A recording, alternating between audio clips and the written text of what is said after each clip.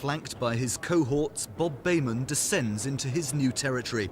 Given its nickname, the Misery Line, and tales of revolt by disgruntled commuters, he'd be forgiven for feelings of trepidation. But the natives of the Northern Line proved friendly and critical. It's very dirty what it used to be years ago. The stations aren't clean as they used to be years ago.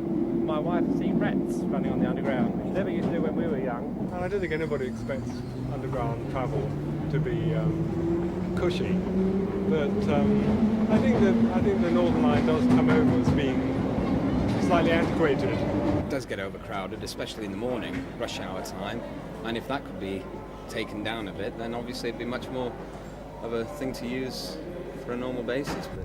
Overcrowding is the Northern Liner's chief gripe, and staff shortages the chief reason given for it. For one thing, we've got to get enough staff, and we've got to get the staff in that we need. But once they're on the books, they've got to come to work. That's right. And without both of those things coming together, then obviously we're nowhere.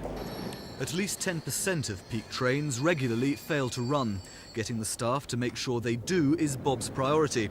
And in the long term, one major change could be on the way. Ultimately, we may need to split the line into two to provide a regular service on a lot greater frequency than we have now, because the junctions at Camden Town and at Kennington, which stand up very well with the present frequency, become a bottleneck with increased services.